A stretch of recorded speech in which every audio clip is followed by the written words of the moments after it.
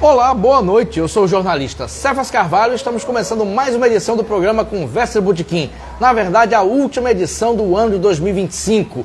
Conversa de Botequim que é realizado toda sexta-feira em um bar ou restaurante de Natal ou de alguma outra cidade do Rio Grande do Norte. E nós estamos hoje na última edição de 2025 no Bar Dallas Comida e Arte, onde o programa começou. E eu estou com um entrevistado muito especial. Estou aqui com Dudé Viana, cantor, compositor, músico e escritor, que vai falar sobre tudo isso e sobre uma trajetória de mais de meio século de arte. Vamos saudar o nosso entrevistado, Dudé Viana. Bem-vindo ao Conversa de Botequim. Bem-vindo, digo eu, meu amigo. Obrigado pelo convite. É uma honra estar aqui, participar desse bate-papo que você faz com as pessoas, que sempre que eu posso assisto e gosto desse tipo de programa, desse podcast. Muito massa. E hoje a vez de você estar aqui, né? Fico feliz por isso. Eu também fico feliz de ter aceitado o convite. O bate-papo aqui vai ser bacana, eu vou fazer os velhos lembretes. O programa é 100% interativo. Nós estamos no Bar Dallas, um bar em pleno funcionamento. Quem quiser tomar uma cerveja, tomar um suco, tomar uma sopa, como a Baeté do Cordel, que está aqui na sopinha, aqui, é só vir para o Bar Dallas. O Bar Dallas está aberto, muita gente bacana diz que vem aqui assistir. E quem estiver assistindo em qualquer mídia, em casa, no celular, iPhone, notebook, computador, pode fazer comentários que são perguntas para o Dudé que ele vai respondendo aqui. Pode pedir música também, né, Dudé? Pode, dentro do possível. Enfim, programa interativo. Agradecer aqui a minha equipe, sem a qual o programa não seria possível. José Águio na produção e filmagem, Natália Chagas, assistente de produção e mídias sociais. E contamos aqui com o apoio logístico do querido Lula Belmont, parceiro do programa. E sem mais blá blá blá, uma primeira pergunta, Dudé. Sua trajetória é fantástica. A gente estava até comentando aqui que eu já lhe entrevistei nos anos 90, tem muito material aqui. Mas para manter a tradição do programa, eu sempre pergunto sobre como a pessoa começou naquilo que ela se tornou. No seu caso, cantor, compositor, músico e escritor também. Mas como é que era Dudé Viana quando criança? Como é que foi sua infância? O que é que você queria ser? Como começou tudo, Dudé? Olha, eu nasci no sítio, né? No sítio Poço Redondo, que fica no município de Caraúbas, bem distante da cidade. Eu posso dizer que sou sertanejo. Sertanejo mesmo? É, daquele sertanejo Nascido em mesmo, sítio. bem matuto.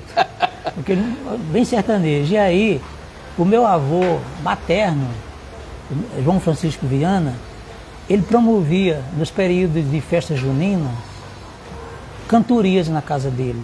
Juntava duplas de cantadores para cantar no São João. O nome dele era João Francisco Viana e ele era devoto também de São Francisco.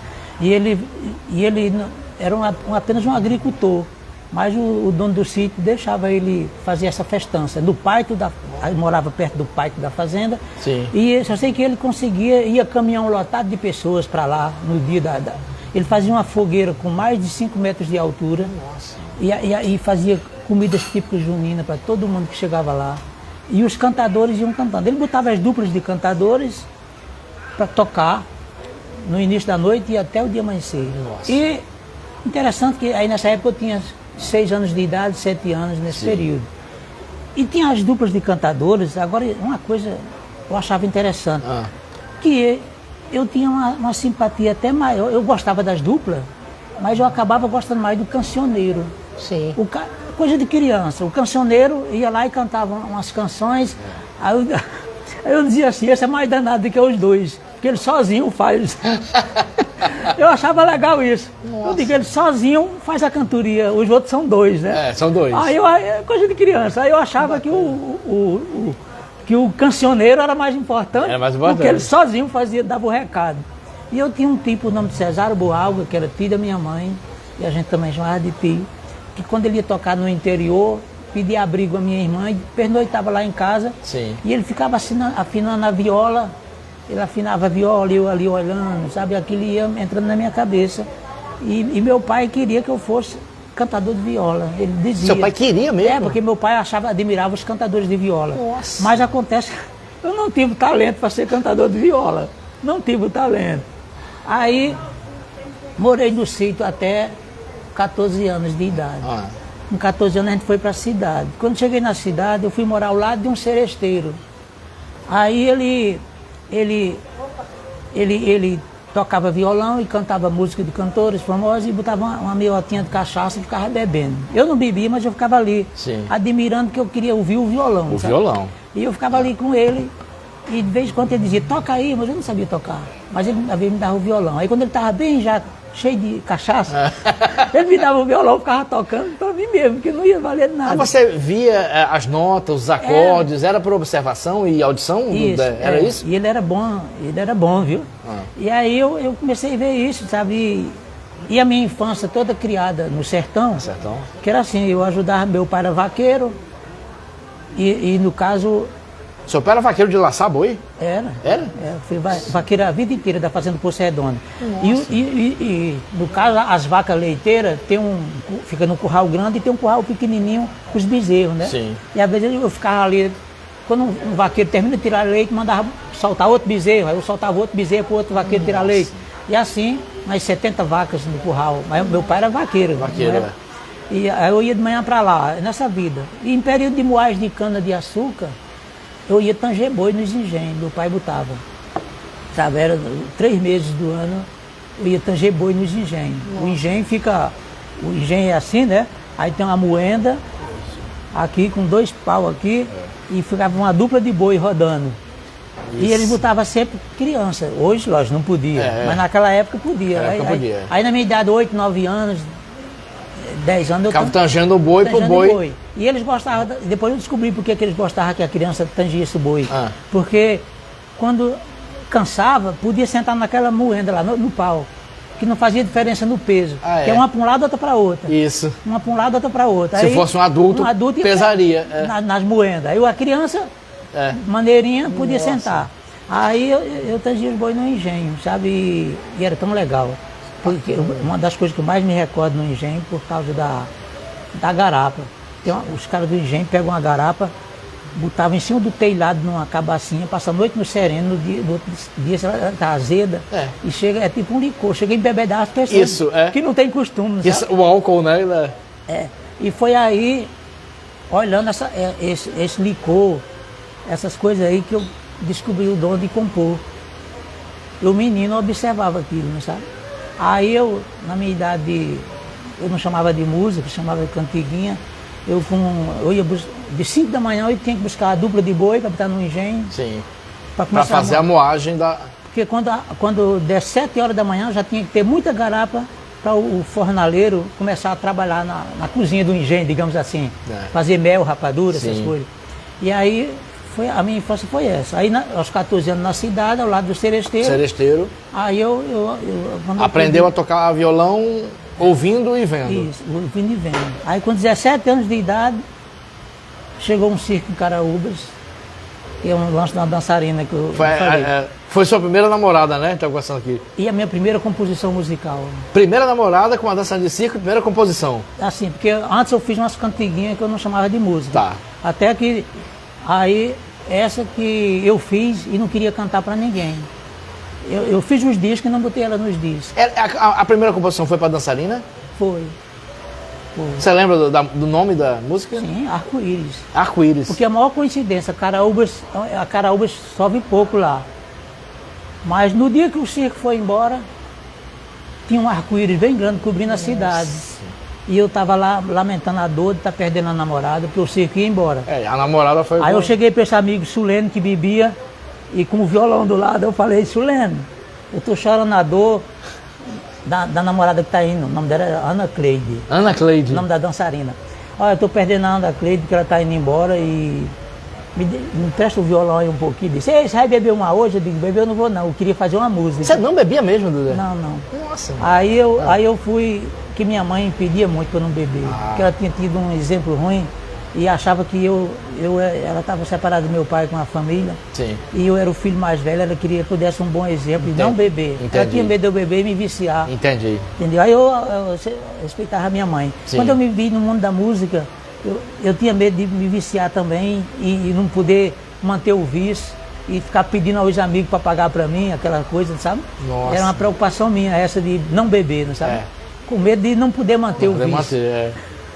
Nossa! Mas sempre me sentei do lado de todo mundo que bebia na noite, eu passei 30 anos vivendo de música, tocando na noite. do lado de pessoas que bebiam, que fumavam, metiam cigarro na minha cara. E firme e forte, né? Firme e forte. Nossa, É velho. interessante, né? Incrível. E não tem um preconceito de nada, de Sim. discriminação, sabe? Mas a gente tá falando da música Arco-Íris. Você quer ouvir ela? Hã? Claro, claro que quero. Assim, aí eu dizia, não, essa música eu fiz quando eu tinha 17 anos. Essa música deve ser muito ruim, porque eu tinha 17 anos, eu pensava. Aí, em 2007, eu fui a Brasília, aí lá um jornalista me entrevistando perguntou qual foi a primeira música que você fez, eu tenho curiosidade. Eu falei, foi Arco-Íris, mas eu acho que você não vai gostar não, porque eu era muito novinho. Aí ele disse, não, toca. Aí quando eu toquei, ele disse que a música era boa. Aí eu gravei em 2011 Que no maravilha, tá em um dos... Aí depois eu botei no CD. Que bacana, vamos lá. Aí eu botei o nome de Arco-Íris por causa do arco-íris. Do Arco-Íris.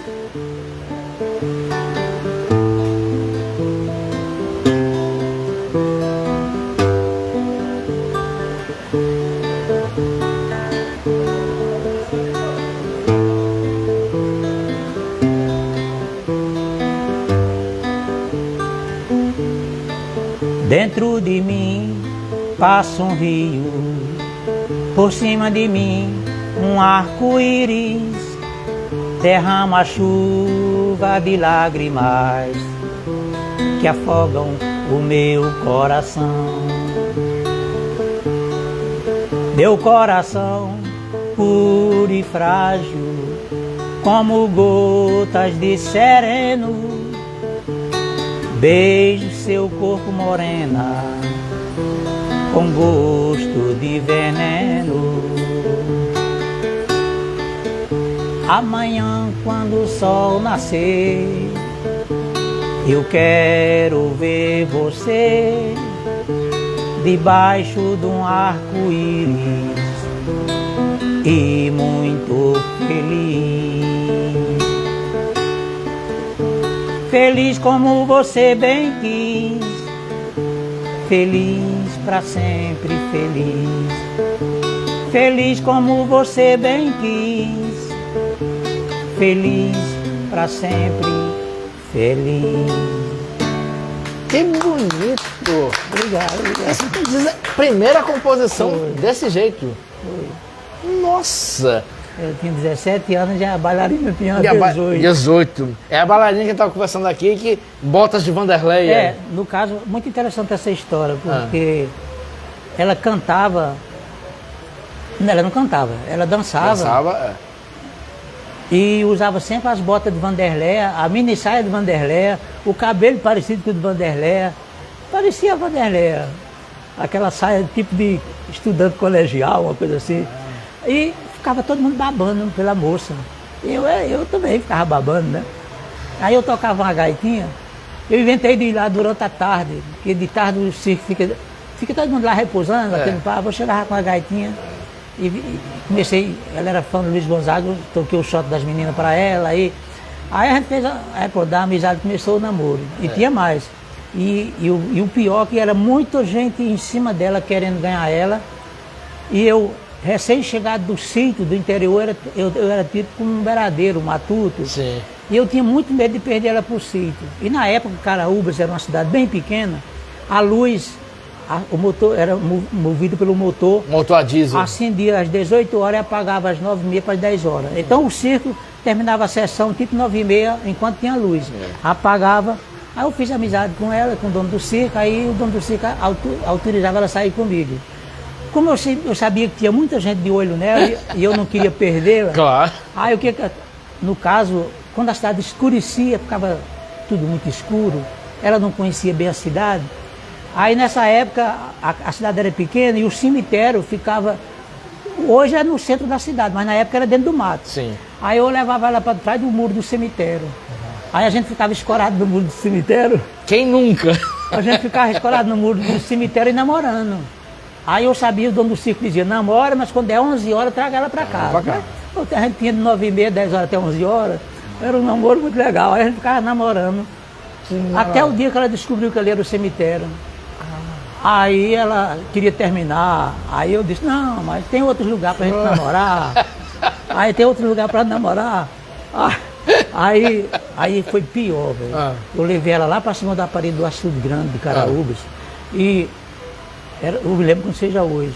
Tinha uma época, uma sexta-feira, tem a feira em Caraúbas, e a gente ficava namorando em cima da parede do açude. As pessoas que me viam diziam, é o Dudé. O cara que gosta de poesia, veio fica vendo a lua, né? É o Dudé. Só que a menina, ela ficava sentada no meu colo, e a gente namorando em cima da parede do açude. O açude cheio, maior silêncio. Aí vi um cara numa bicicleta, que vinha pra feira, trazendo a mulher na garupa e um menino no varão, o cara carregando duas pessoas com ele. Sim. Aí aquela bicicleta tem um farolzinho que acende, vai um dime rodando no pneu, é bem antigo isso. Aí vai rodando e acende. Quando ele, para desviar de um buraco, focou pro nosso lado, a menina se assustou e pum, dentro da água. Ah, meu Deus do céu. Saiu de ponta dentro do açude. Caiu no açude. Foi. A sorte nossa é que a parede era meio larga, ela saiu escorregando e pum. E o cara parou para perguntar o que foi. Eu disse, não foi nada não, foi só uma zoada aqui. Eu querendo que ele fosse embora para poder eu socorrer a menina. Quando ele foi embora, eu fui lá, Ana, tá tudo bem, Ana? Ela disse, tá, mas eu acho que eu quebrei as pernas. Mas quando eu acostumado a olhar bicho no interior e tudo, eu peguei assim e vi que não tinha nada quebrado, tinha uns arranhão. Aí eu disse, não quebrou nada não. Eu botei ela na garupa da bicicleta, só andava na bicicleta. Aí fomos para casa de uma tia minha, porque ela estava toda molhada. E como é que eu ia chegar no circo com ela molhada? Ela molhada. Porque ela caiu dentro da água. Aí eu tinha duas solteironas lá em Caraúbas, moravam as duas tias, sozinhas na casa, as duas. Aí eu cheguei lá e pedi ajuda a elas, o que fazer para chegar no circo e contar a história. A minha tia falou assim, é bem fácil. Você não lembra que aqui tem muito porco durante o dia? Você diz que um porco derrubou ela na lama e ela veio pra cá e tomou banho e lavou a roupa. Pronto, com essa história a gente conversou. Conseguiu. Aí levei pro circo, aí depois o circo foi embora, acabou a história. Acabou a história. História de José Lins do Rego, né? Aí acabou a história. Monteiro Lobato. Aí interessante, aí quando foi em 2020, já aqui em Natal, bem agora, né? Eu fui convidado para fazer a abertura do show do Vanderlei no Alberto Maranhão. Aí veio tudo a mente. Eu cantando e me lembrando da menina do circo com as botas de Vanderlei, a mini saia da Vanderlei. Eu digo, agora eu tô com a própria Vanderlei. Tem até a matéria aqui, eu vou mostrar pra você. Mas rolou alguma coisa? Com quem? Com o Vanderlei? Não. Não podia deixar de perguntar, né? Quem dera se rolar, se ela tivesse me levado. E ela tivesse me levado para São Paulo, né? Tocou uma gaita não pra Vanderlei? Não, mas a vida tem cada coisa, né, rapaz? Vai que... Vou ver se eu encontro aqui. Tá bom. E tem pergunta aqui e comentário. Enquanto você procura aí... Eu trouxe um bocado de jornal aqui. Oba, a gente vai mostrar tudinho. Cláudio Wagner, poeta da SPVA. Boa noite. Eita, Dudé Viana é um ser humano maravilhoso. E Cefas Carvalho, o programa está terminando a temporada desse ano de forma magistral. Parabéns. Aí, seu amigo Cláudio Wagner. Ô, Cláudio, poxa, rapaz. Moacir Potiguar, da CTB. Um grande abraço para esse grande músico potiguar Dudé Viana e o grande jornalista Cefas Carvalho. Muito sucesso para ambos. Valeu, Moacir. Bom 2026 pra gente. Luiz Victório, um grande abraço, Dudé. Grande ser humano, grandes histórias ele tem pra contar. É isso, Luiz. Já contou uma aqui da dançarina, né? A primeira namorada, e vai contar muito mais. Rapaz, eu trouxe um monte de jornal aqui. Não, mas se não achou, não se preocupe não. A gente acha depois. Vamos continuar aqui a sequência de histórias engraçadas. Achou? Isso aqui, uma Cadê? Olha aqui. Tá aqui. 2000. Caderno muito. O Cantador e a Ternurinha. A Ternurinha era apelido da Vanderleia, né? Pra quem se lembra. Tá aqui. Dudé e Vanderleia, a Ternurinha. Com suas baladas e uma boa dose de rock and roll, a cantora Vanderleia se apresenta hoje no 6h30, numa noite que prestigia as composições do potiguar Dudé Viana. Aí, como é que foi esse show? Aí foi marcado pela... Aí depois de volta pra sua adolescência, né? Pra manter a linha temporal. Mas foi bacana? Foi muito. Show? Foi muito. São momentos muito bons, né? Eu já vim pra aí, eu adiantei por causa do jornal. Isso, adiantou por causa do jornal e vamos voltar pra adolescência. Aí lá na adolescência, meu amigo, como eu falei, eu trabalhei em engenho de cana, os anos foi passando e quando foi... Eu fiz até uma musiquinha, mas muita música, às vezes o tempo não vai dar. Aí, no caso, quando foi em 69, eu vim para Natal. A coisa lá não estava boa. E eu era rimo de família. Sim. Lá em casa, a família. Então você veio com 19 anos, tá? 9 irmãos.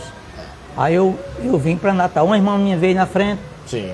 E eu vim depois. Aí cheguei aqui, fui trabalhar na Autoviária Cabral. Para quem não sabe, a Autoviária Cabral é da Expresso Cabral. Só que tem a Autoviária, eram dois irmãos. Sim. Um tinha a empresa Cabral e o outro tinha a Autoviária. Sim. Aí depois a Autoviária acabou e virou só a Expresso Cabral. Expresso Cabral. Aí um dia eu contei para o motorista que tinha vontade de trazer minha mãe com meus irmãos. Somos 9 irmãos.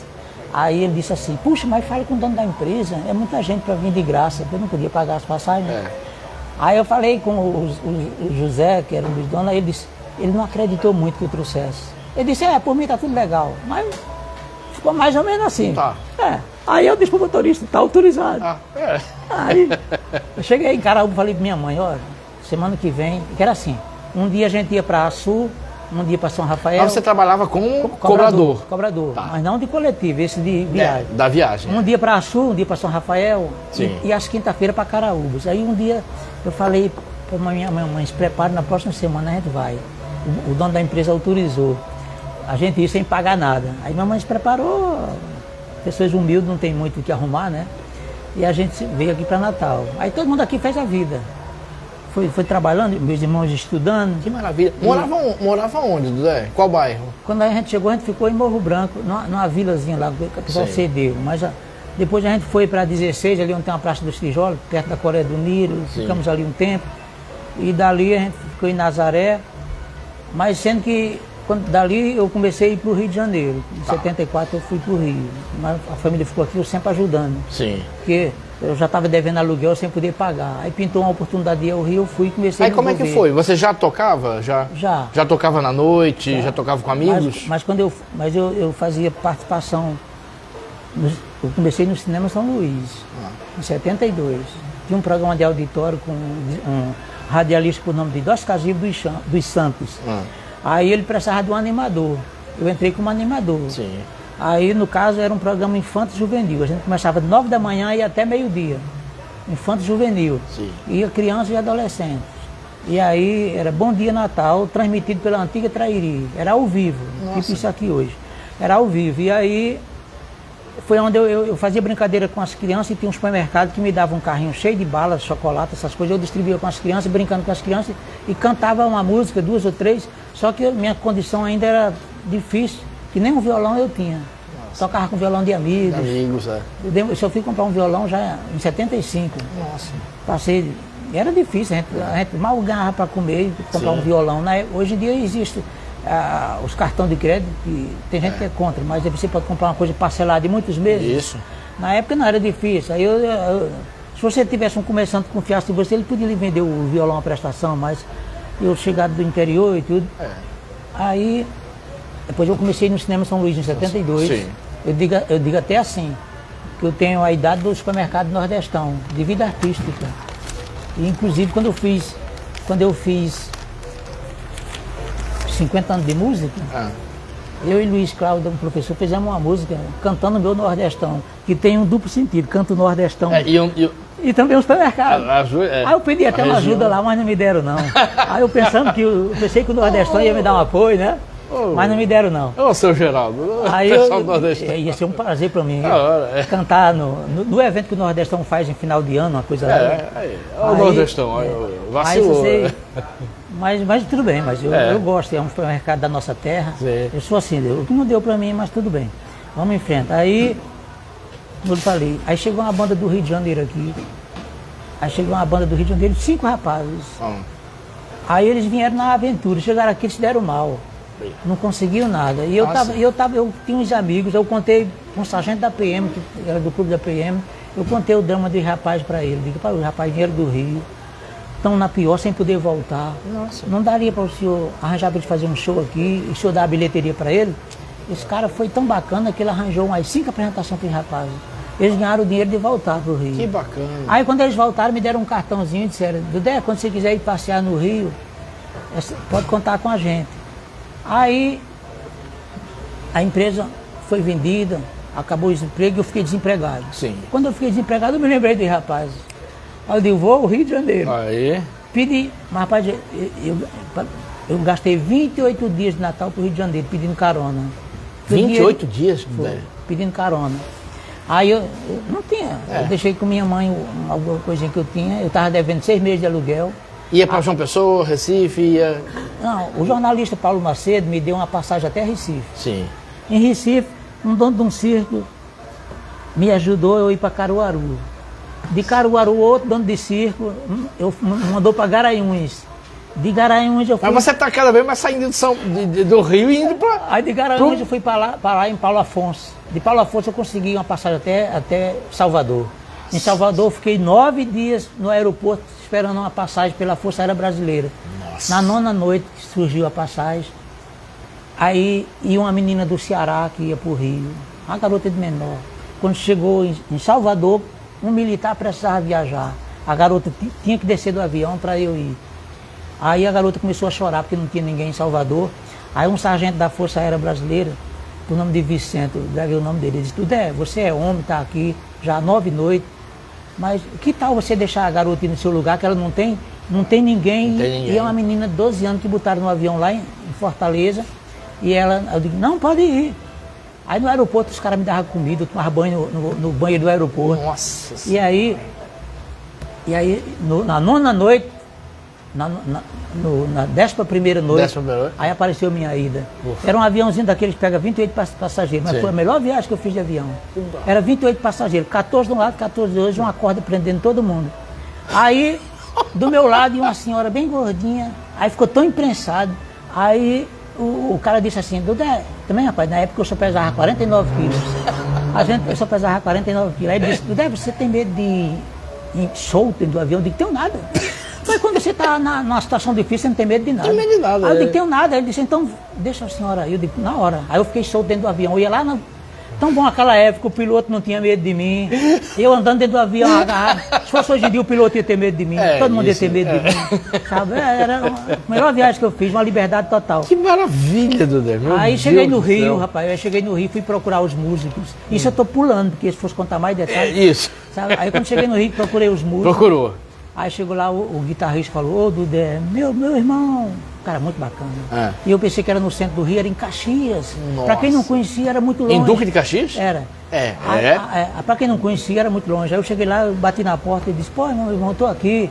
Ele disse: ô Dudé, desculpe, meu irmão, a nossa situação aqui, eu moro com meu pai e minha mãe. Ou seja, para resumir a história, os caras eram pobres igual a mim. Nossa. Só que eles estavam em casa, tinham que comer. E eu estava na rua. Aí, meu amigo, eu fui descobrir um primo meu que estava servindo na Marinha, pedir ajuda, e foi... Isso você achando que eles moravam em Copacabana, né, e ia pra praia. Aí eu já estava lá, comecei a fazer umas coisas assim, aonde pintava. Eu toquei até para vendedores de produtos naturais na Praça Tiradentes. Eu fiz uma parceria com ele, tocava umas músicas, ele vendendo os produtos. Até aí um amigo meu lá, que era comediante, arranjou para fazer com ele numas boates da Praça Mauá. Praça Mauá não, Praça Mauá não. Tá. É da Lapa. Aí eu ia com ele. Boate da Praça Mauá é outra coisa, eu já ia dizer. Na Lapa. Sim. Aí eu ia pra Lapa com ele, ele fazia umas imitações de Raul Seixas, muito bem, mas ele fazia humor com isso. Sim. E ele fazia umas imitações e eu cantava umas músicas. Aí com isso a gente foi vivendo, mas foi isso, a minha vida. A experiência foi boa no Rio. Foi essa parte de aventura. Quantos anos de Rio, dessa primeira ida? Não, porque aí eu ficava lá, aí do Rio fui para São Paulo. Para São Paulo. Fiquei um ano e pouco em São Paulo. Aí como é que foi São Paulo? Voltei pro Rio. São Paulo é diferente do Rio, né? Tudo diferente. Como é que foi São Paulo, Dudé? Foi boa. Eu acho assim, lá era mais ruim porque no Rio tinha família para ficar. Sim. Lá não tinha, ficava mais difícil. Mas São Paulo era melhor para trabalhar. Todo lugar você consegue ganhar dinheiro, né, de alguma forma. O Rio já é muito boêmio, muito legal. Agora, aí é muito legal, mas foi mim. Aí voltei pro Rio, aí eu conheci uma amiga por nome de Zenaide, e aí eu escrevi um musical chamado O Sol, o Vento e a Chuva, e fomos pro teatro com um musical, infanto juvenil também. Infanto juvenil. E ficamos 2 anos em cartaz com o musical. Aí, meu amigo, aí foi essa, aí pintou. Foi quando a gente, depois do musical, em 77, 78, 79, por aí eu conheci uns amigos, a gente montou um grupo chamado Galho Seco, passou a cantar música sertaneja em casas noturnas. Então você já estava mais ou menos estabilizado. Aí já estava. Aí já estava. Quando eu formei o grupo, que tinha cada dos amigos moravam lá mesmo, E os amigos tinham os instrumentos, aí a gente já foi tudo se normalizando. Que bacana. Pô, mas o primeiro ano foi bem Nossa aventureiro. Senhora. Mas aí sempre que dava eu vinha em casa, Sim. sabe? Interessante, tem gente boa. Eu tava devendo 6 meses de aluguel. Aí quando eu consegui um dinheiro que vim pagar, a mulher disse assim, José, bota em dia daqui por diante e eu lhe dou os 6 meses. Nunca esqueci dessa senhora que alugava a casa. Que bacana. Tem umas pessoas tão boas, né? Tem. E a vida foi essa, meu amigo. A minha vida foi isso. E nessas idas e vindas, aí teve momentos, eu gravei esse disco aqui com a Maria Zenaide, que fez o teatro comigo. Vamos falar. Deixa eu só ler aqui, tem um monte de gente mandando abraço aqui. O Luigi Victório está dizendo, Dudé, não pode faltar estrelinhas de papel. Ah, tá. Daqui a pouco, dá certo? Dá. Daqui a pouco dá certo, viu, Luiz? Estrelinhas de papel. Erivaldo Leite, o Abaeté do Cordel, que aqui se encontra presencialmente, quer ouvir um brega, Causos de Agonia. Ave Maria. Tá bom. Meu Deus. Tá bom, vai ter. Gravado no Cabaré da Cigana. Foi. É aquela ida de vocês no Cabaré da Rua São Pedro das Rocas, é? É, Abaeté? Olha aí, Dudé. Eles fizeram um desafio a mim. Dudé, Foram fazer confraternização da Casa do Cordel no Cabaré das Rocas. É, porque, Abaeté, assim, eu cantei em cima de serra, em tudo que é lugar. E eles fizeram um desafio. Eu queria ver você cantar num cabaré. Um cabaré. Aí você cantou Causos de Agonia. Caso de agonia. Vai dar pra cantar depois? Dá. Então, deixa eu terminar aqui os comentários, todo mundo lhe mandando abraço. Tácito Costa, jornalista, grande Dudé, admiro esse artista singular. Aí, Poxa, obrigado, valeu, Tácito. Tácito, grande jornalista. Tácito. Sou louco pra entrevistar Tácito também. Eu cheguei a ser entrevistado por ele no jornal que eles tinham. Isso. O substantivo plural? Não, Não, o outro. Um que teve antes. Ou foi esse? Eu sei que eu fui entrevistado por ele, né? O Tácito Costa, jornalista. Tácito Costa, sim. Sim. Ele trabalhou em um monte de lugares. Eu acho que foi aquele outro, que é um que tinha no Tirol aí, que eu esqueci o nome agora. Mas deixa pra lá. Tá bom. Mas eu fui, mais de uma vez. E Tácito é um jornalista cultural fantástico. A Irene Paiva, abraço fraterno, um amigo do Dé. A Irene Paiva do cartório Paiva Amaral, Grande figura. que é apoiador do programa, e a Irene também é uma grande figura. Valeu, a Irene, sempre presente aqui pessoalmente ou assistindo. E aqui é quase um sócio do programa, né? Pedro Pereira. Grande figura. Pedro Pereira é a pessoa mais querida de Natal, juntamente com Valderedo Nunes. Ninguém fala nada mal sobre Pedro Pereira e Valderedo Nunes. Não, é incrível. Eles são maravilhosos. Grande amigo querido, um artista que tem na sua essência o dom da música universal e poesia multicolorida de musicalidade feliz. Pedro sempre gentil e hábil com as palavras. Valeu, Pedro. É um grande artista, né? Pedro é um querido, nossa, é um artista maravilhoso. Aí, meu amigo, Vamos lá. Ó, aí em 80... Músicas, disco, aí veio esse. Esse compacto aí, tá vendo? Peraí, o compacto, tá. Vamos lá. Jorge, você vê o tempo aí pra gente não... Dudé, não, tá tranquilo. Seca no Sertão. Essa música eu gravei em 80, esse compacto aqui é de 1980. E 80. Tá. 1980, esse compacto Seca no Sertão. A composição é sua? Tem 4 músicas. 4 músicas. Uma, como se diz, só essa... Numa Noite Enluarada, a letra é do José Magalhães Madureira, mas o resto, a música é minha. Que bacana. É Seca no Crianças, para vocês que são millennials, existia isso aqui que era compacto, né? Compacto. A nova geração hoje não tem a menor ideia do que é isso, mas muito bacana. Aqui é você, né? Isso. Aqui. E o meu amigo que produziu ficou segurando o microfone, que eu disse que era porque ele queria estar comigo e ele escrevia, mas não cantava. Ele disse, faz de conta que eu estou cantando. Que maravilha, que maravilha. Ele nem está mais conosco já, Pô. mas uma figura. Aí depois do compacto, quanto tempo depois veio o LP? 7 anos. 7 anos. Aí que veio- é esse aqui é bonito. que eu fiz com Dudé e Maria Zenaide. Essa Maria Zenaide é atriz, fazia comigo teatro. O teatro, a peça, né? Sol e Lua. O Sol, o Vento e a Chuva. O Sol, o Vento e a Chuva. Eu fazia o papel do vento. Bacana. Ela fazia a chuva e um amigo fazia o sol. Eu consegui fazer esse musical, porque era uma maneira também de sobrevivência. Claro. Aí eu criei uma discussão entre esses 3 grandes seres, cada um com a vaidade de querer ser melhor do que o outro. O vento dizia que a chuva só ia cair onde ele mandasse ela ir, as nuvens, né? Tem lógica. Mas a chuva dizia que quando ela não queria, ela dava um jeito de não chover Isso. e passar para outro lugar. E a gente ficava nessa discussão. E o sol dizia, mas se eu me danar no dia, eu queimo tudo e não sobra nada. Aí a gente Também tá certo. A gente discutia isso no palco. Aí quando a gente terminava a peça, a gente botava a garotada para discutir com a gente. De quem eles gostaram mais, do sol, do vento ou da chuva. Aí a criançada aqui ia dizer, se eliminar a mim, ou a chuva, ou o sol. Que bacana. Eles que iam dizer o que foi mais legal na peça. Isso no Rio de Janeiro? Sim, sim. Nossa, Dudé, Aí, que bacana. pronto, essa amiga, ela canta muito bem. Embaixo das Estrelas, aqui. Que bacana. Embaixo das Estrelas é a música título, Banco de Escola, O Abandonado, Quando Você Quer. Que bacana. São 4, é um mix, é com 4 músicas. Todas as letras são de Wagner Soeiro e músicas de Dudé Viana. Isso, é. Nós fizemos uma parceria. Esse Wagner Soeiro foi o mesmo que, ele é jornalista, foi o que eu falei que pegou o meu diário, né? Isso. Depois a gente pode... Não, a gente vai chegar no livro, né? Tá. Vamos chegar no livro. Aí, meu amigo... Aí sua carreira, aí você considera que sua carreira consolidou, Dudé? Como é que ficou a questão musical? Aí nesse período aqui, depois desse disco aqui, que foi em 80, eu já estava mais... Eu estava aquele cara aqui no Rio, principalmente. Estava sendo minha cidade básica para todo jornal que eu chegasse, o jornalista sabe quem eu era. Aí não faltava evento. Você já estava dominando o Rio de Janeiro. Aquele negócio de você chegar e dizer assim, na portaria, que era tudo imprensa escrita, né? O Dudé tá aqui, pode subir. Pode subir. Aí tava ótimo, eu via na noite, tocando na noite. Outro músico potiguar também estava no Rio nessa época, é Mirabô Dantas. Sim, sim. Mirabô contou também a história, Mirabô era do Sindicato dos Músicos. Eu ia lá visitar ele às vezes. Aí, pronto. Aí, por ironia do destino, veio um período que eu fui confundido com outra pessoa, né? Que me deram uma rasteira. Foi nesse período? Foi. Quer contar essa história? Conta essa história. Que no caso, foi... Como se diz, que esse primeiro disco aqui foi em 80, né? Sim. O fato aconteceu em 83, né? Janeiro de 83. Sim. Aconteceu em 82, em janeiro de 83, eles me prenderam. Mas conta essa história direitinho para poder elucidar. Como foi que aconteceu? Como foi o princípio de tudo, desse mal entendido, Dudé? Houve um assalto da emergência na região entre Caraúbas e Olho d'Água. Sim. E, no caso, uns parentes meus foram acusados direto do fato. Sim. E eu não estava nem aqui.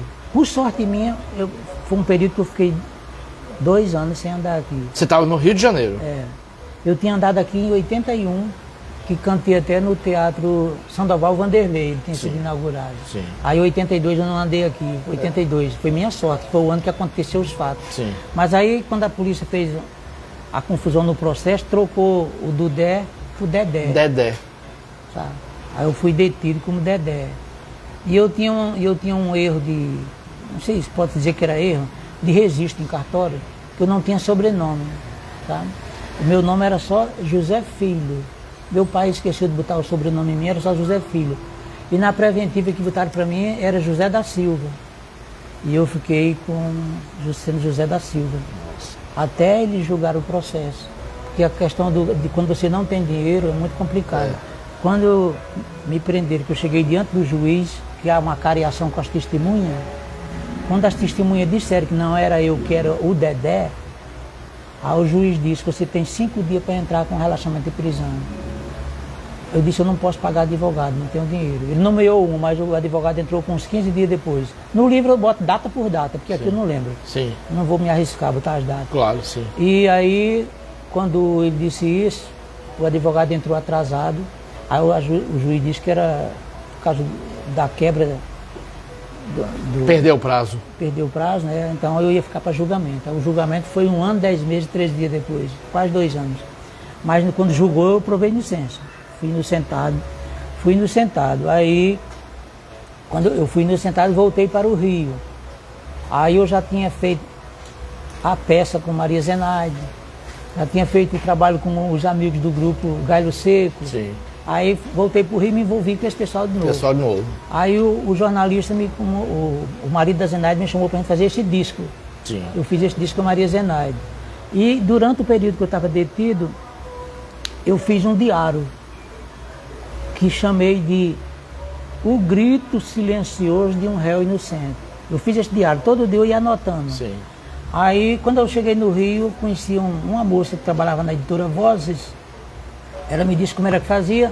Ela disse, mas você tem que digitar. Aí eu digitei todinho. Só que eu fiz todo na primeira pessoa, sabe? Sim. Que era eu vi isso. Exatamente. Aí eu fiz todo na primeira pessoa. Aí levei para a editora Vozes. Passou um mês ou dois, foi aprovado. Só que o editor me falou que eu estava meio poético. E o caso era melhor que saísse na linguagem jornalística, para não ter muita poesia.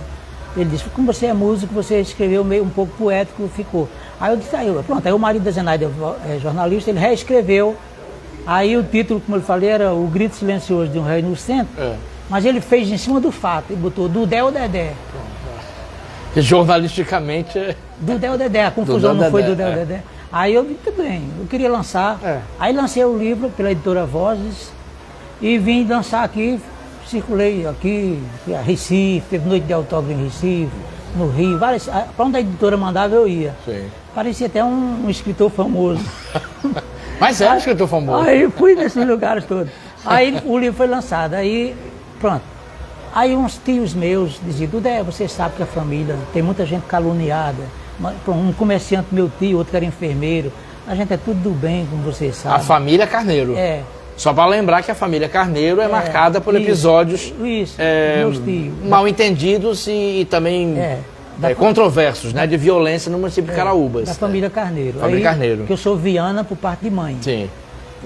Meu pai é Carneiro, porque ele é registrado só com o nome da mãe.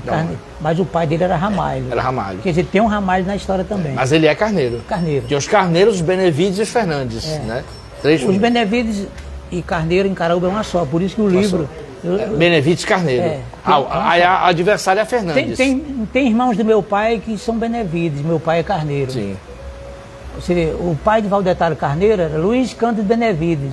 Tem razão. Não tinha Carneiro. Não tinha Carneiro. E é irmão do meu pai, que é José Daniel Carneiro. Nossa. Um é Carneiro, outro é Benevides. E tinha outros que é Antonino Benevides Carneiro, Abraão Benevides Carneiro, sabe? Vai por aí, sabe? Tem vários, são 8 e a maioria. Aí ficou assim, aí no caso... Pediram para você escrever. Aí disseram assim, você devia falar um pouco da família também, porque você sabe que muita gente de bem, né? Eu digo, sim, bem.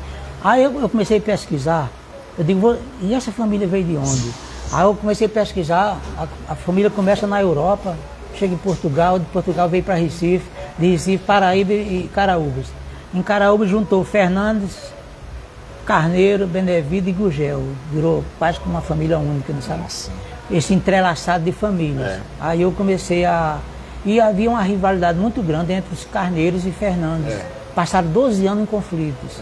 Aí eu dizia, puxa, o que eu faço? Eu comecei a ir para os cartórios. E os cartórios não queriam liberar para mim, eu pedi, homem, deixa eu... Aí eu descobri, peguei a certidão do meu bisavô. Que esse meu bisavô, Raimundo Fernandes Carneiro, eu digo, pronto. Aí, Fernandes Carneiro. Com essa daqui eu mato a pau, que uns diziam assim, não se mete nisso não. Que tinha uns que tinha Carneiro que não aceitava ser Fernando e tinha Fernando que não aceitava ser Fernandes, não aceitava ser Carneiro. Ser Carneiro. Havia aí eu disse, poxa, mas olha, Raimundo Fernandes Carneiro. Aí todo mundo foi se conscientizando e fornecendo material para mim, Sim, sabe? Vou mostrar aqui a saga Benevides Carneiro, livro muito elucidativo.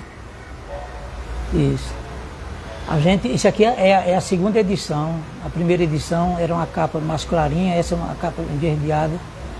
E aí, mas aqui eu conto a história do primeiro, do que eu fiz, que era o Diário, né? Que virou do Dé ou Dedé, até chegar na saga Benevides Carneiro. Aí o livro que ele cresceu, né? Sim. E foi isso. Atendi o pedido da família e contei a história da família, trazendo desde o início. Então esse livro é como se fosse 2 em 1. Metade conta a história. Isso. Como se fosse. É quase uma genealogia, mas não chega tanto. Sim. Mas tem muita coisa de genealogia também. Aí até chegar a data dos fatos que aconteceram, os conflitos entre famílias. Vamos falar desses conflitos e vamos falar também de um primo seu, Valdetário Carneiro.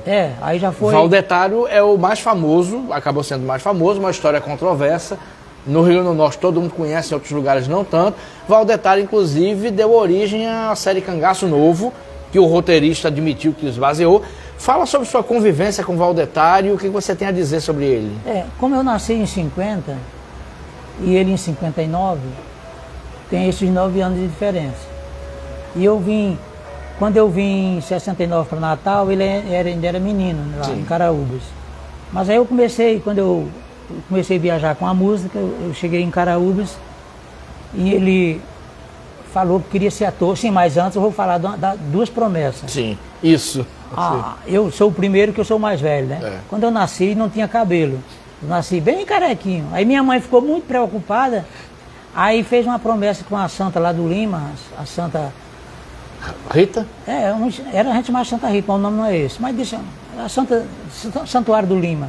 Minha mãe fez a promessa, que agora o nome sumiu da minha cabeça, o nome.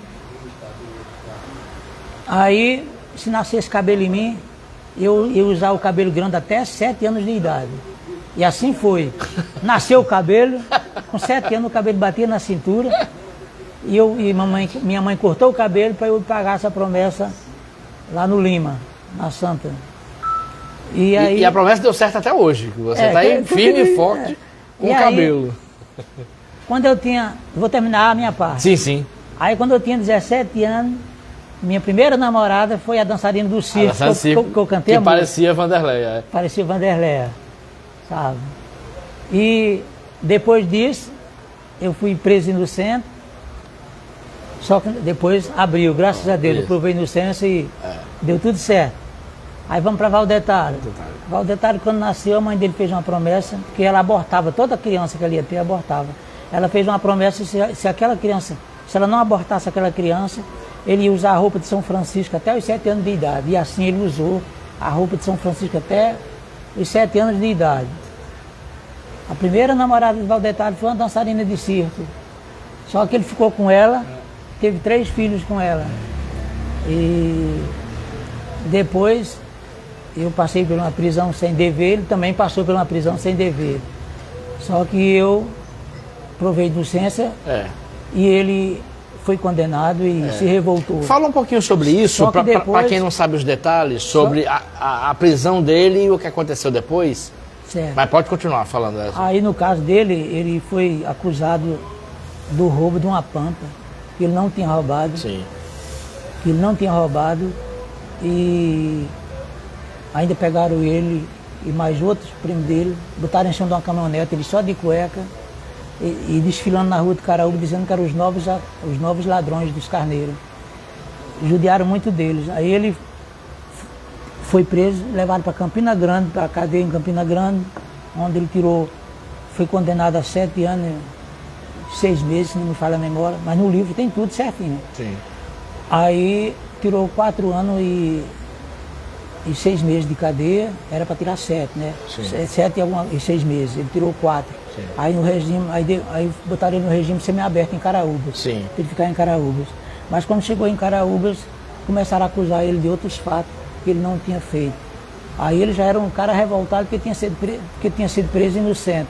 Aí nessa revolta, ele se juntou com outras pessoas e foi obrigar aos bandidos a devolver um dinheiro com as pessoas que disseram que tinha sido ele que tinha roubado um carro de um comerciante de Mossoró. Estou contando assim bem rápido. Sim. Aí obrigaram os caras a devolver uma parte do dinheiro e o carro, que os caras já tinham gastado. Aí começou os conflitos na vida dele, não sabe esses conflitos, mas foi por aí. Aí ele revoltado da vida, aí você sabe que quando você é preso uma vez, você tem uma oportunidade. Como ele partiu para vingança, né? Aí perde os direitos dele, infelizmente. Aí quando você comete um crime, você fica em liberdade. Depois vem o segundo e terceiro, aí já não é mais como era antes. Tem que ficar preso mesmo ou pode ser morto. Qual a visão que você, como primo, e sua família tinham de Valdetário? Um criminoso, um injustiçado? Um injustiçado. Revoltado. Né? Era a visão que a família tinha? Uma pessoa que a revolta fez ele praticar os crimes, né? Ele, inclusive, quando eu estava detido, ele foi visitar um dia a gente e ele disse para mim: poxa, Dudé, eu não sei não, primo, você pagando pelo que não fez, se fosse comigo eu não sei o que eu faria. Aí 9 anos depois... Acontece com ele. Essa vida tem cada coisa, meu amigo. Agora, no meu caso, eu procurei sempre nunca perder a cabeça nesse sentido, sabe? Porque eu vi que não vale a pena. Sabe? É melhor você se contentar, embora pode ser até um lance de covardia, você aceitar a tortura, aceitar isso e não reagir. Sim. Mas eu achei mais prático para mim, porque eu sempre sonhei muito com a música. Isso, você estava no mundo da música, né? Aí eu não queria que nada me tirasse do mundo da música. Isso. Não queria que nada me tirasse do mundo da música, nem um caso desse que aconteceu, sabe? Compreensível. E aí, para mim, a música era tudo. E eu estava ali naquele setor, naquele lugar, mas como se fosse como se eu estivesse num convento, aprendendo alguma coisa. E hora eu me sentia como se eu fosse uma autoridade religiosa ali, sabe? Ouvindo mantras, essas coisas, orações. É como se eu estivesse naquele lugar que ficam os monges. Aqueles mosteiros, né? Aqueles mosteiros. Do Tibete. Eu me sentia como se eu fosse um monge. Eu li até um livro que dizia que o monge, ele tinha tanta força no pensamento que ele orava e ficava suado de tanto orar. Eu procurava orar e ficar banhado de suor para querer imitar o monge. Para nada, e dizer assim, que a violência que vinha do mundo não me atingia. Não atingia. Era essa a minha proposta. Que bacana. Eu me sentia como se eu fosse um lajeiro, uma pedra, sabe? Nossa. Que aquela violência do mundo não me atingia. Não atingia. Era esse meu pensamento. E infelizmente meu primo Valdetar, ele não partiu para isso, mas nós somos primos, o pai dele era irmão do meu. Sim. Todo esse pessoal, desses conflitos em Caraúbas, somos primos. Sim. Tudo neto de Maria da Paz Carneiro e Cândido Pedro Ramalho. Tem a mistura de Ramalho. Sim. E aí, como eu lhe falei que eu tinha... Então, os carneiros de Caraúbas, a maioria tem sangue Ramalho também, Sim. que não é divulgado, sabe? Sim. Sabe? É uma mistura, né? Isso. Não existe só Carneiro, só Fernandes. Aí fizeram o seguinte em Caraúbas. Fazenda do Sabe Muito é a fazenda dos Fernandes. É o berço dos Fernandes. A Fazenda Sabe Muito é o berço dos Fernandes. A São Vicente, o berço dos Gugés. E a outra, meu Deus, lá dos Benevides. Do Sítio Jordão, o berço dos Benevides. Aí eu comecei a pesquisar. Aí eu li até uns livros que tinha sobre os Fernandes, que escrevia sobre os Fernandes do Sabe Muito. Sim. Aí os Fernandes do Sabe Muito.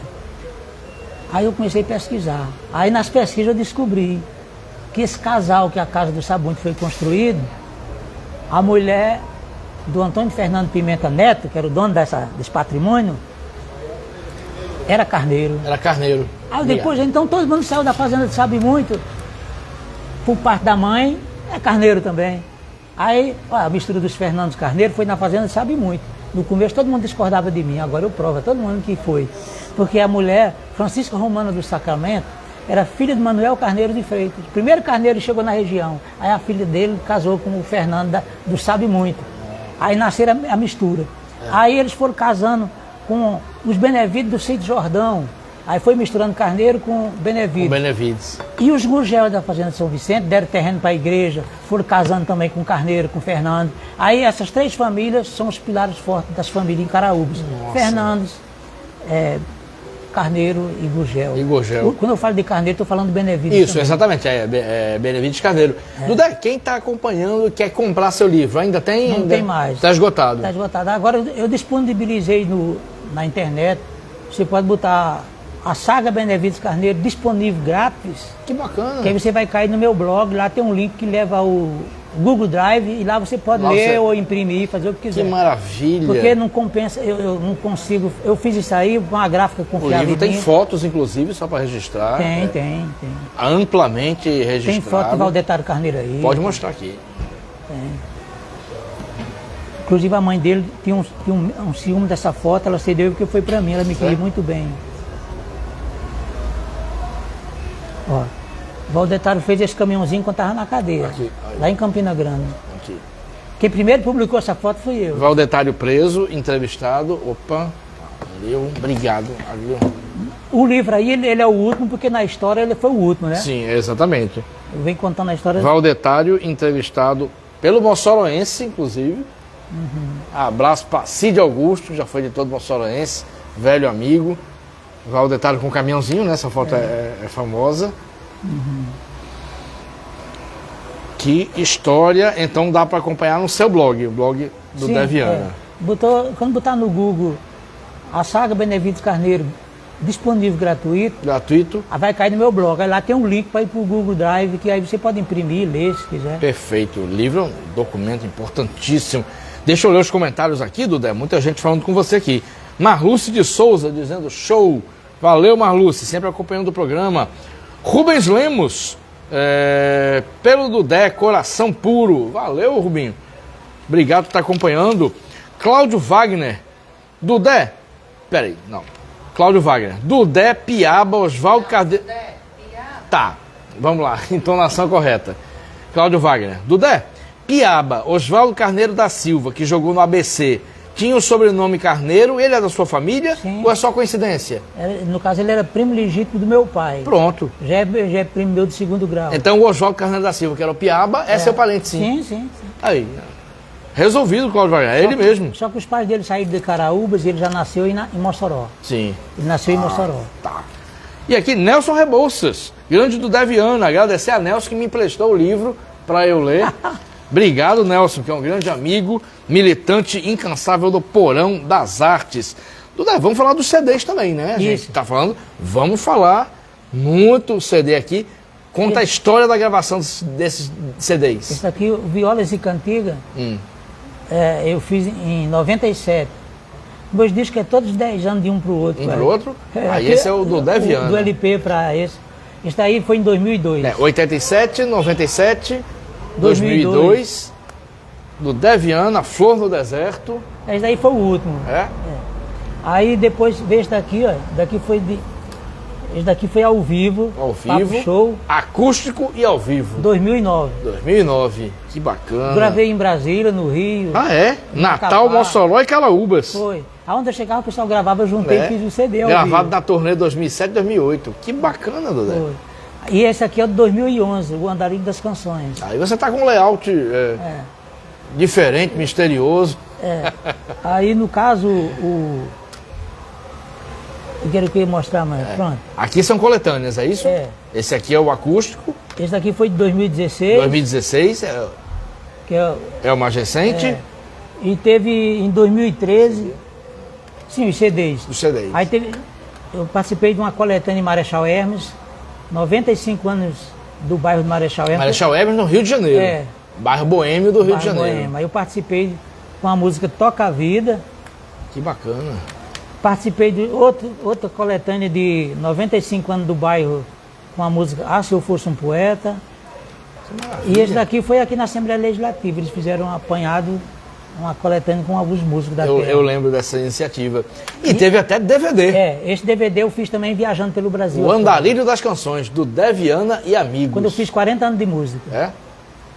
Agora nos 50 anos, esse aí eu gravei em Macapá, em Brasília, no Rio de Janeiro. Essas cidades que tem aí as fotos. Sim. Sabe? Aqui, nossa, Em Macapá e... A gente estava comentando aqui em off antes de começar como rapidamente DVD e CD viraram mídias difíceis de... Só que desse aqui eu peguei e fiz dele vídeos e botei no YouTube também. Ah, YouTube sim. Pronto. Então dá para achar no YouTube. Dá. Clica no Deviana. Sim.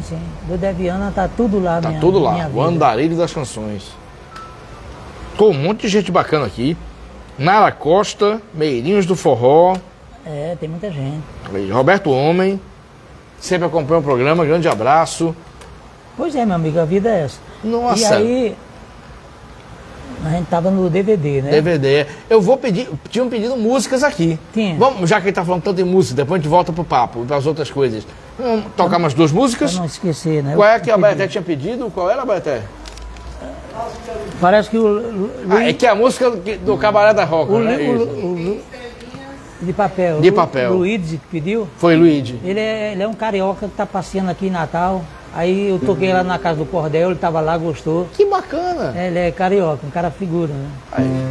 Essa música tem uma história. Dá tempo de contar a historinha da música? Dá, claro que dá. Um minuto mais ou menos. Claro que dá. Eu tava tocando no Rio com um amigo baixista. Aí a gente ia tocar na noite. Aí desde quando eu precisava ir na casa dele pra gente fazer uns ensaios, para poder botar um repertório em dia, né? E ele no baixo, e a gente ia. Aí ele tinha uma irmã que tinha um problema assim de social, tinha uma dificuldade de conversar com as pessoas. Uma menina assim de uns 15 ou 16 anos. Na época eu tinha 30 anos também. Sim. Eu era novo. E ela tinha dificuldade. Aí eu tinha a pena dela, porque quando a gente chegava na casa dela, ela se trancava. Aí eu ficava assim, poxa, eu tenho que fazer alguma coisa para essa menina gostar de mim e não se trancar. Sabe? Aí um dia, e o irmão toda hora dizia, Dudé, não ligue para minha irmã não, que ela é assim mesmo. Eu digo, não se preocupe não. Aí um dia ela passou pertinho de mim, aí eu falei assim, fulano, se eu fizer uma música para você, você escuta? Ela disse, uma música para mim? Não, isso eu acho que é impossível. Alguém disse, não, eu faço uma historinha, uma brincadeira. É brincadeira. Que nós não estamos namorados, seria uma brincadeira, como se fossem namorados. Aí ela, as poucas vezes que ela falou para mim, ela falava que via estrelinhas. Aí eu descobri depois que essas estrelinhas, era quando ela ia no psicólogo, no psiquiatra, tomava um remédio. Nossa. E ela conseguia ver umas estrelinhas no pensamento dela. Aí ela me falou de estrelinhas, estrelinhas. Aí eu fiquei com aquilo na cabeça. Aí eu fiz a música. Você vê o poder que a música tem. Sim. Quando eu mostrei para ela, ela sentava para assistir os ensaios da gente. Nossa. Só para quando eu terminar o ensaio, eu tocar a estrelinha de papel para ela. Que bonito. Pode, bonito, né, a história. Aí foi assim que surgiu a estrelinha de papel. Que história bonita.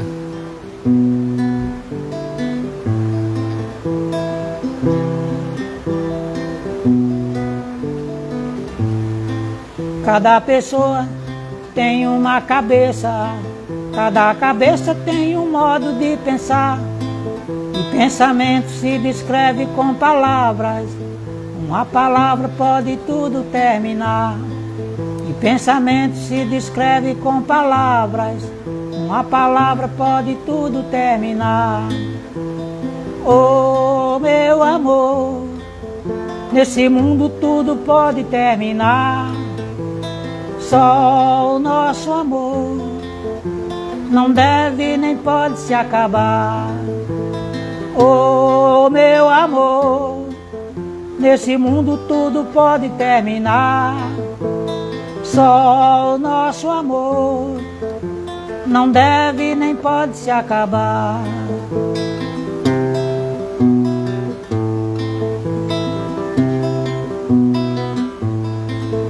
Os meus olhos verem um novo mundo, a minha mente vê o mesmo céu, porque a terra sempre foi um carrossel e nós estrelinhas de papel. Porque a terra sempre foi um carrossel e nós estrelinhas de papel. Oh, meu amor, nesse mundo tudo pode terminar. Só o nosso amor não deve nem pode se acabar. Oh, meu amor, nesse mundo tudo pode terminar. Só o nosso amor não deve nem pode se acabar. Nossa, que bonito! Obrigado, obrigado. A história da música é bonita, aí, a quando música eu tô cantando bonita. no show, eu repito ela, sabe? Porque aqui a gente tá levando o tamanho da letra, como se diz. Que maravilha! E vamos cantar a música que a Baeté pediu? Essa música que a Baeté pediu. Tem história também? Tem assim, porque eu compus ela para um cantor paraibano por nome de... Ih, o nome dele agora, peraí. Ele faleceu há pouco tempo. Baeté, eu falo tanto dele, você lembra? Tá. Uma hora vai lembrar.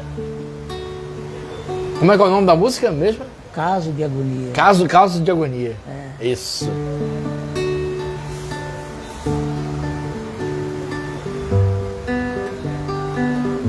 Aí eu fiz a música para ele, ele gostou, mas teve um conflito na gravadora, ele não pôde gravar. Genival Santos. Genival. Já ouviu falar em Genival Santos? Vagamente. Não sei muito sobre ele. Era um cantor de música brega. Aí ele era da Copacabana. Eu ia muito lá na Copacabana, porque eu tinha vontade de gravar um disco pela Copacabana e fiz amizade com o trio nordestino. Sim. Sabe? Mas aí acabou que o Genival Santos se interessou por essa música. E aí ele disse, vou gravar, mas ele teve um conflito com a gravadora e ele já é falecido e não gravou a música. Caso de Agonia. E eu também nunca gravei.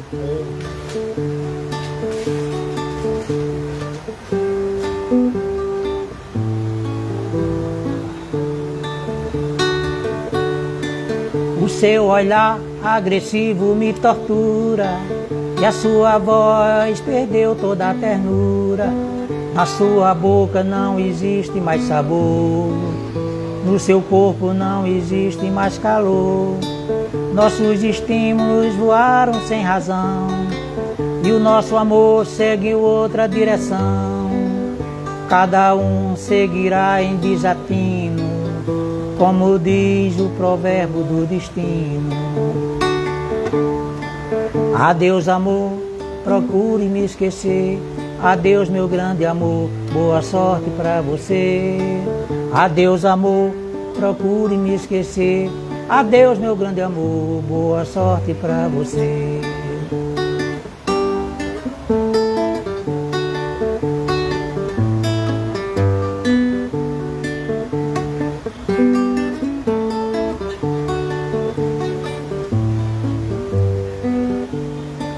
Na nossa cama não existe mais prazer, e o meu corpo agora é nada pra você. Filosofia, nem psicologia, nada resolve o nosso caso de agonia. Nossos estímulos voaram sem razão, e o nosso amor em chão de pedra e espinhos. São duas vidas seguindo na contramão, com devaneios que machucam o coração. Adeus, amor, procure me esquecer. Adeus, meu grande amor, boa sorte pra você. Adeus, amor, procure me esquecer. Adeus, meu grande amor, boa sorte pra você. Nossa, Então, que bonito. Olha aí a matéria. Essa que foi o sucesso lá na confraternização. Tem lá no YouTube, né? Tem um amigo no Rio de Janeiro que disse assim, Dudé, a gente entrou em acordo, eles zoando comigo, né?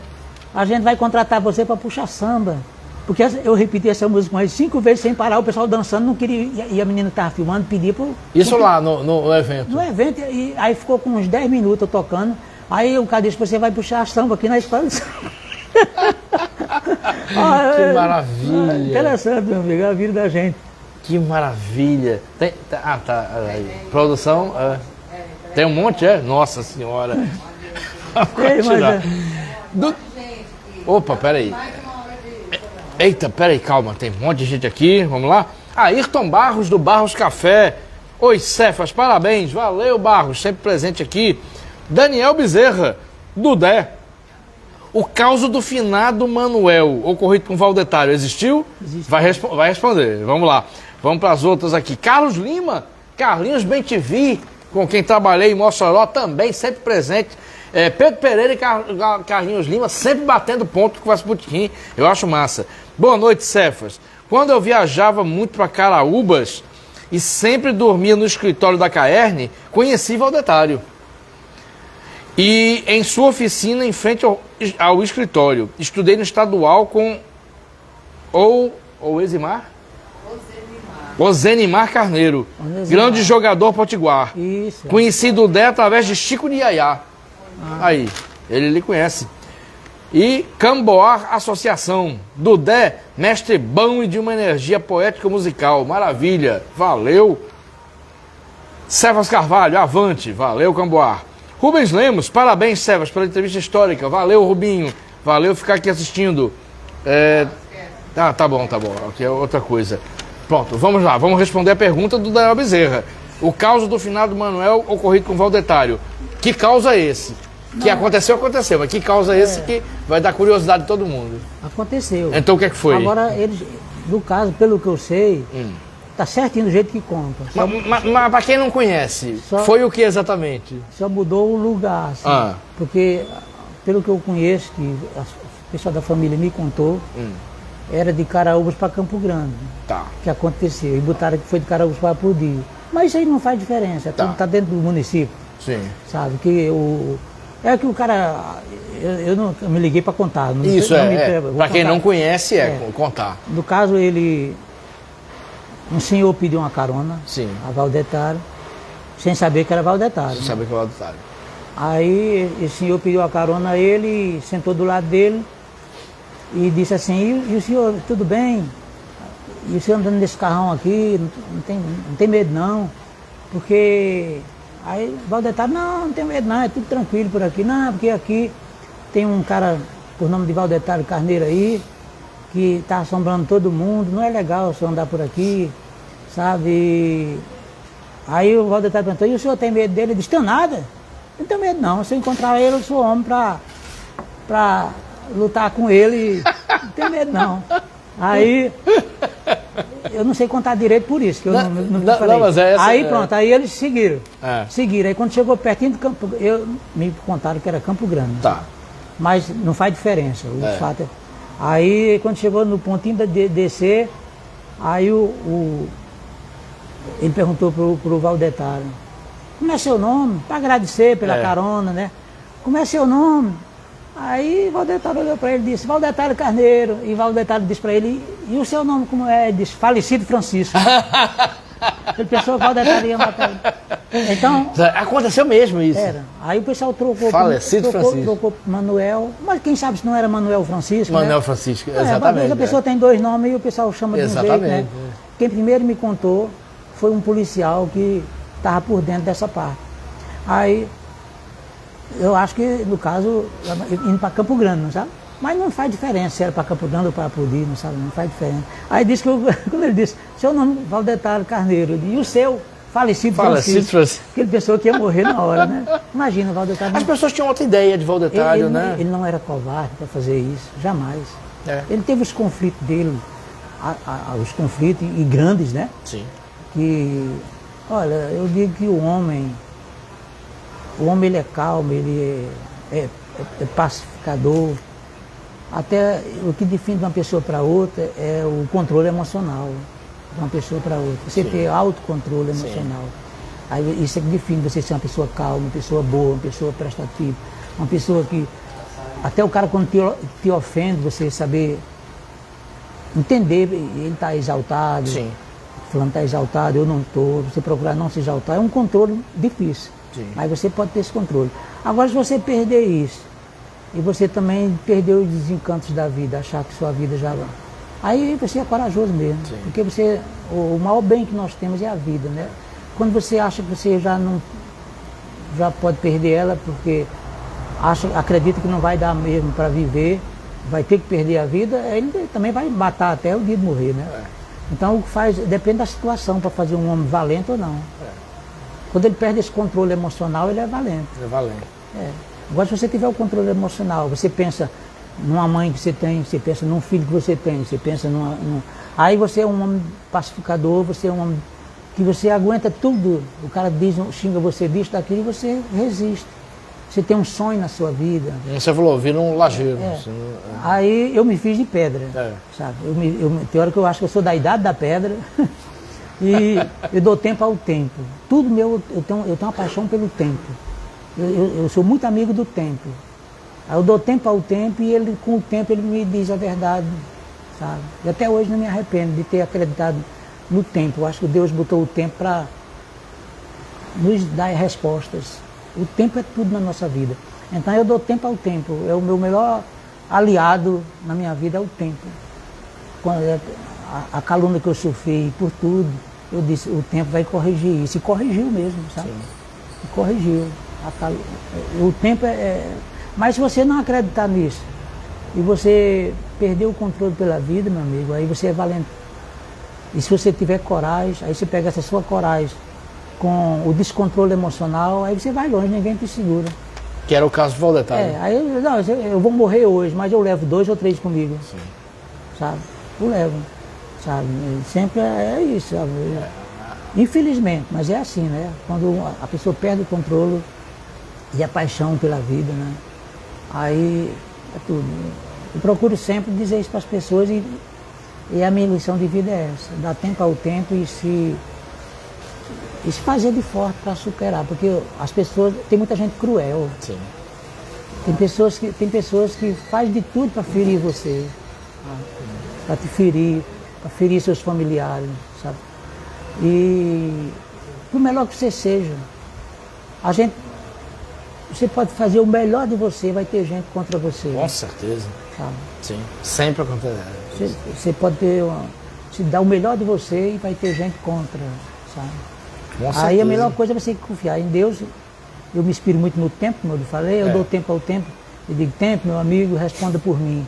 Às vezes o tempo demora um pouco. Às vezes demora. Mas como ele... Porque o tempo tem o tempo dele, Mas né? como ele tá me dando, ó, como eu digo, parece que eu estou da idade da pedra, né? Que eu já passei por tanta coisa. Você se sente assim, da idade da pedra? E quando eu me deparei, eu digo em termos de força. Sim. Em termos de força. Eu, no período brabo mesmo, eu também sofri pra caramba. Nem imagina. Imagina. Pô, ameaça, essas coisas, não sabe? E uma vez em Mossoró, um delegado bêbado botou uma pistola no meu pescoço. Foi mesmo, Dudé? Por qual razão? Porque ele disse que eu tinha provado inocência, a justiça estava desmoralizada. Aí ele dizia, fala que eu vou dar um tiro na sua boca, eu parado, calado. Aí ele disse assim, não vai falar nada não? Eu digo, posso falar? Ele disse, pode. O senhor disse, se eu falar, o senhor dá um tiro na minha boca, então eu vou ficar calado. Aí no dia seguinte ele foi me pedir desculpas, dizendo que estava alterado, estava bêbado. Eu digo, é mais quase que o senhor me mata. Bastava você falar uma coisa a mais. Isso eu saindo de um bar, lá em Mossoró eu tinha tocado no bar. Então a gente passa por um momento, mas eu digo, parece que eu digo, eu virei mesmo tipo uma pedra, porque umas coisas dessas eu resisti. Parece que é uma coisa que você tem uma força dentro de você que não é sua. Sabe? Parece que é alguma coisa lhe protegendo, te ajudando. Exatamente. Que é muito difícil pra gente sozinho conseguir, não sabe? E a minha vida é essa. E sou feliz da vida por ser assim, sabe? E encarei esses problemas todos. Lamento os meus primos que não tiveram a felicidade de provar a inocência. Não foi só Valdetari, teve outros que foram condenados, teve uns que morreu trocando tiro com a polícia. Sim. E a gente lamenta por tudo isso. Foram quantos parentes perdidos naquele período terrível, Dudé? Você lembra assim de cabeça? Foram 13. Não, envolvendo tudo no total foram 16. 16. Mas uns eram parentes distantes, sabe? Sim. Isso antes da era de Valdetari. Sim. Em 83. Sim. Então foi muito difícil. Mas que eu digo que a gente tem que ser forte e procurar superar tudo isso. Não com a força física. Sim. Nós somos humanos, nós somos frágeis. Qualquer pancadinha fere a gente, tortura. Não, fisicamente nós somos muito fraquinhos, nós somos frágeis. Agora, mentalmente, nós podemos ser fortes. Tá? Mas tem que acreditar mesmo, você ser forte. Porque se você, ou você é destruído. O mundo é essa máquina selvagem. A música, nossa, é maravilhosa a música. Mas o meio da música já é difícil, sabe? É um passando por cima do outro, um engolindo o outro, como diz, cobra engolindo cobra. Mas eu nunca discuti, eu não gosto nem de festivais, porque as pessoas ficam num estádio Fica uma torcida, né? Quero tipo ganhar, futebol. eu tenho que ganhar, minha música é melhor do que de fulano, eu tenho que ganhar. Aí vai a outra música. Vai a outra música, eu não gosto muito não, sabe? Eu faço minha música assim, por isso que eu acho que quem me botou o nome de Andarilho das Canções foi Tarcísio Gugel. Tarcísio Gugel? Foi. Eu acho até que... Que é o nome do DVD, né? Andarilho das Canções. Agora, eu acho que eu já disse isso para ele. Tarcísio, eu gostei muito do elogio de Andarilho das Canções, agora o Andarilho das Canções não consegue ganhar dinheiro. Parece uma coisa. Tinha esse... Mas, amigo... Aqui, conversa boa. A gente, infelizmente, a gente está indo para a reta final, Duda. Por mim, eu ficava aqui até meia-noite, mas... Quer ver, a gente não lembra de tudo. Mas... a gente tem que terminar. Precisa de mais um programa com ele. Precisa. Vou dizer aqui, agradecer nesse último programa aos nossos apoiadores, aos nossos patrocinadores. Agradecer ao Durlin Sindicato, Sindipetro, Sinmed, ao Sintro, a Associação Médica do Rio Grande do Norte, Livraria Manimbu, Cartório Pavo Amaral, CUT e também a Cachaça Sanvale. Por falar em Cachaça Sanvale, ela trouxe aqui um oferecimento. Você já disse que não bebe, mas um presente aqui para você entregar para parentes, sim. amigos, para quem você quiser. Uma caipirinha Sanvale, produto novo da Sanvale, e tem um aqui para o dono do bar. A gente vai dar aqui, quando encerrar o programa, para Lula Belmont, que está ali ocupado, uma cachaça Sanvale envelhecida, 5 madeiras. Que bacana. Sim, Obrigado, Sanvale. Só terminando, eu quero dizer Isso. que essa camisa aqui, quando eu fiz 50 anos de música, agora que, quando eu fiz 40 anos, fiz o DVD. Sim. De 50 anos de música não deu pra fazer, mas aí um garoto autista Ah, essa história fez é esse bonita. desenho pra mim e a tia dele botou numa camisa e me deu de presente. Que bonito. Um garoto autista. Garoto autista. É, Bob Ottoni, o nome dele. Que maravilha. A mesa é linda. Do Deviana 50, aqui é do Deviana 40. Não é interessante essas coisas, né? Muito. Nossa, sua vida é cheia de coisas interessantes, meu Deus. Daria um filme tranquilamente. Dudé, agradecer a você. Muito obrigado. Abrilhantou esse último programa. Obrigado, digo eu. Muito obrigado. Agradecer a quem estava aqui no Bardalos, agradecer a equipe maravilhosa, José Águio, Natália Chagas, agradecer a parceria histórica com Lula Belmont, onde começamos aqui em setembro de 2021 e em 2026 vamos para o 5º ano de Conversa de Botequim. Obrigado, Dudé. Obrigado a todos e todas. Obrigado. Lembrando que o programa fica no Facebook Sebas Carvalho e a partir de amanhã estará no canal do YouTube do Conversa de Botequim. Muito fácil assistir o programa. Todos e todos, muito obrigado. Que todos tenham tido um ótimo Natal. A todos um grande ano novo e um 2026 muito melhor e mais próspero e feliz do que esse ano. Obrigado.